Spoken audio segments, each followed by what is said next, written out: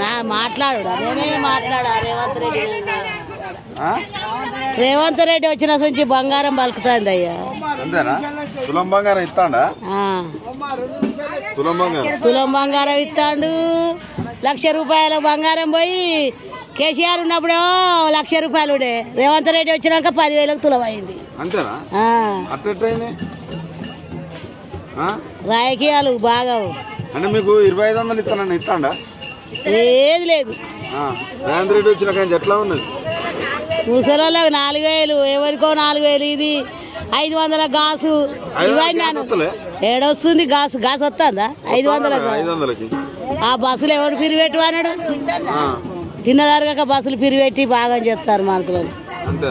Bus పోతలేను పోతాను. ఎందుకు పోతాను? నేను పైసల బస్సు పోతుంది. దాని పోయి పైసల బస్సుకే పోతా.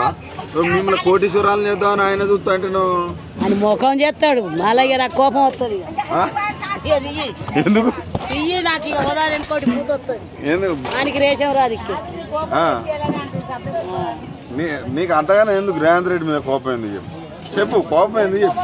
ఏం కోపం లేదు. కోపం లేదే సార్. మరి కోపం వస్తుంది అంటానా నువ్వే? బస్సులు పిరిపెట్టి కోపం. ఏం కోపం?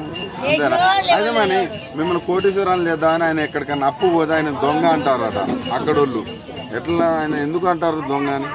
ఏ లెక్కంబడి బస్సులు పిరిపెట్టిండు. దేనికి అర్థం పెట్టిండు? దేని గురించి పెట్టిండు? బస్సులకు పేరు పెట్టడానికి కోటించుపరాలు. ఏమిటికి గట్ల కోటించుపరాలు అవుతారా? ఏదైనా వస్తువు గగ్గో చేయాలి. బస్సులు పిరి అంటే రోజుకి ఎన్ని కోట్లు? ఎంత నష్టం అయింది? వెనక నుంచి ముందటి నుంచి పెడతాడు, వెనక నుంచి ఇస్తాడు. గ్యాస్ కూడా రావట్లేదు. అయితే గ్యాస్ కాదే సన్న బియ్యం కరెంట్ అన్ని ఫిరే. ఏ ఫిరే మాకు. అంతేనా? మాది